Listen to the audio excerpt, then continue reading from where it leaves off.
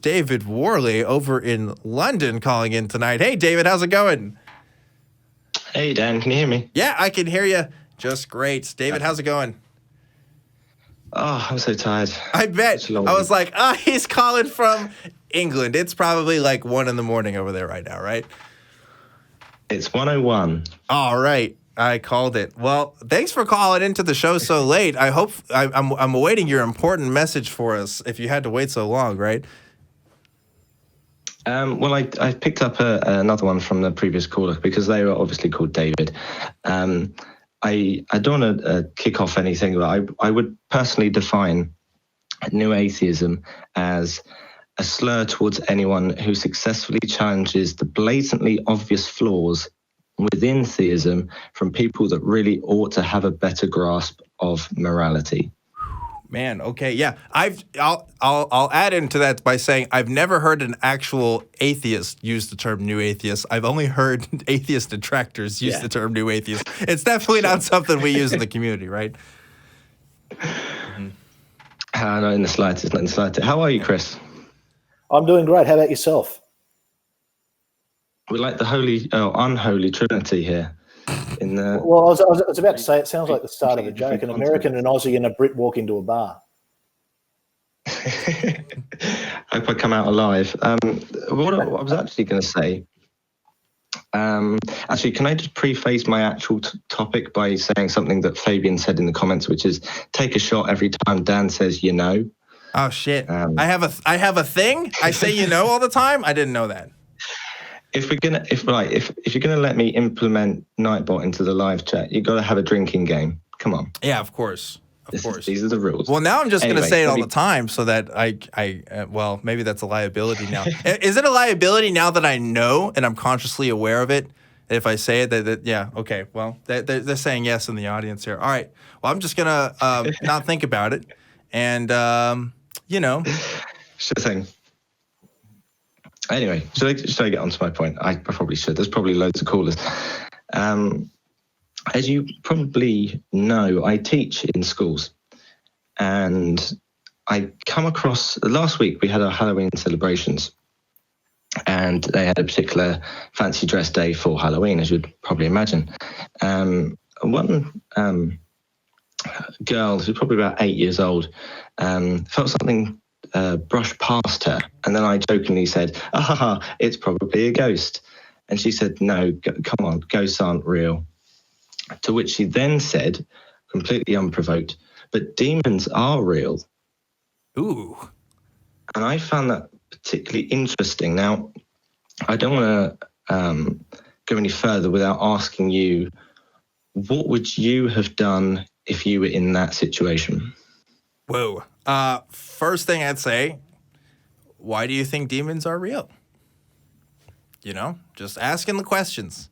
Especially when it comes to so if we're talking about street epistemology kind of questions here, that's definitely the route to go. With children, you have to be extra careful because we understand that we have a responsibility to children that we as adults, we could say things and they might take what we say as gospel. No pun intended, right? And so I find it's best, especially when talking with children, that asking questions and not leading questions either, but just general questions to make them think about what they already believe is probably the best way to kind of approach those topics, because children are extra susceptible to different kinds of beliefs, and we need to be careful. But Chris, what would you do? See, that's an interesting one. I'm always very, very careful when it comes to other people's kids. I'm guessing if you work in a school, you're a teacher there, are you, David? Or do you directly teach this child? Or yeah. Okay, I guess. Just a brief explanation. I would go into schools and I would cover lessons, maybe PE. I might do readers. I do sometimes, if somebody needs cover, I'll do art or history or something. But it's mainly the PE coaching. Okay. Look, I guess it is hard with kids. I mean, I know I've got kids myself, and my 5-year-old, I'm pretty sure he's convinced that Spider-Man's real. So wait, hold on. Are you saying this is awkward. You think he's not? We could talk about this because, like, I've seen. No, I'm saying he is. I saw him yesterday at a Halloween party, dude. He was there. Anyway, well, Spider-Man lives in New York, and New York's real, so therefore Spider-Man's real. Yeah, of course. That's how it works, isn't it? But, look, it is a tough one when it comes to kids because, especially at 8, they haven't really got the capacity to form their own thoughts. It can be things that they've heard. It could be something she might have just seen a TV show where there was a demon in it, and that sort of convinced her that demons are real. I think you do need to be a little bit careful there, and probably especially within schools where the last thing you want is a parent who's overly religious then trying to, I guess, cause you problems by saying you're trying to push a religious belief on their child. I think probably once they're a little bit older, you can have those conversations, or maybe even you can say, oh, really? Who told you that demons were real, or why do you think demons are real? And have it in a very basic kind of conversation. But with kids, you do need to be very careful.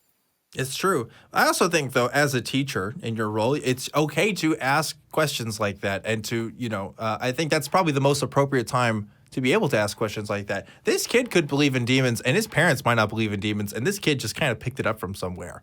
Like maybe they just, like Chris was saying, maybe they just saw it in a movie one time. You could just talk about how we know that things from movies are real and stuff like that. There you go. There's Spider-Man right there looking on screen there. Podcast listeners at home can't listen to this, but we have a picture of Spider-Man here, so we know that he's real based off of this painting, because you can't paint things that don't exist. That's just the fact. But anyway, I think at least as a teacher, that's when it's the most appropriate, if not, I can't imagine a better time where you couldn't have a conversation like that outside of being the kid's parent, right? But regardless, I think so long as you're careful with it, it doesn't hurt to have the conversation and question it. But just whatever you do, I wouldn't cross that line that, especially being in the profession you're in, could cause you issues down the track. Yeah. I don't know, maybe because I'm thinking demons are like almost a side thing. It's not like you're questioning the existence of Jesus. I don't know. Like I almost think it as kind of a minor thing, but maybe that's my own, cultural perceptions of demonology. Maybe in this kid's world, demons are a lot bigger deal, and they're much more invested in that kind of belief. So I don't know, but my first instinct is to just ask why, and just see where it goes from there.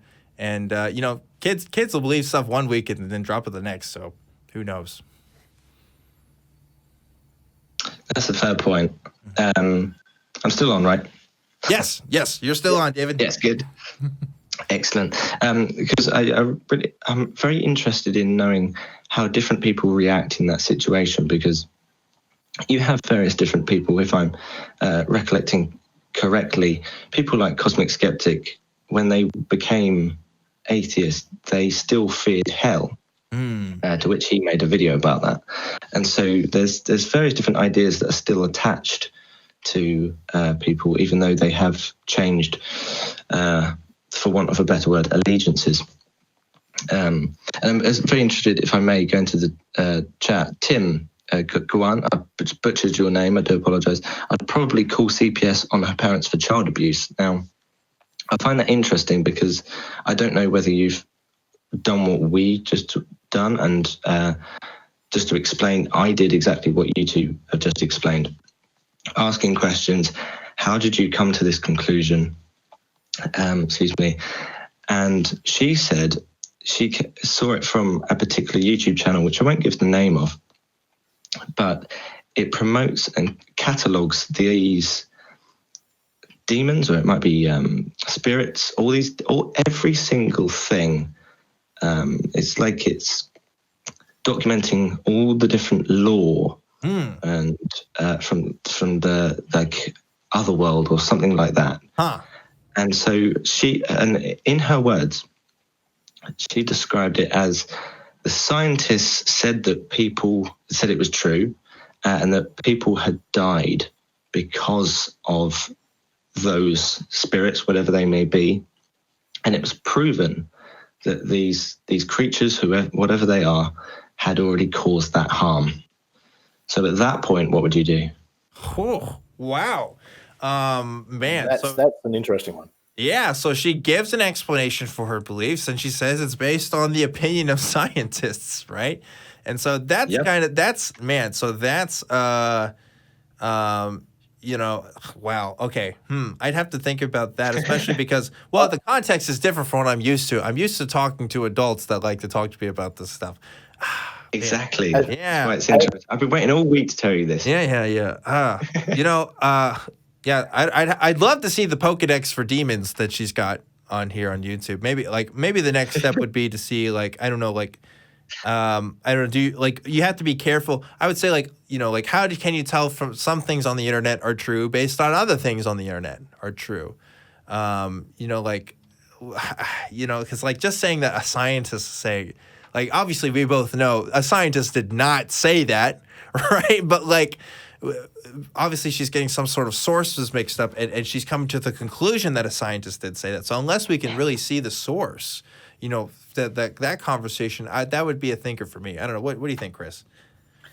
Look, as a parent with a child about that age, if my daughter was watching something like that, I'd probably want to know about it. So I would think that the best step would be maybe to, I guess, if you're not the regular teacher, maybe to mention to whoever the regular teacher is and say, hey, this is something concerning that this child has mentioned to me. Maybe it's something that the parents need to be aware of, because I certainly wouldn't want my daughter watching anything like that.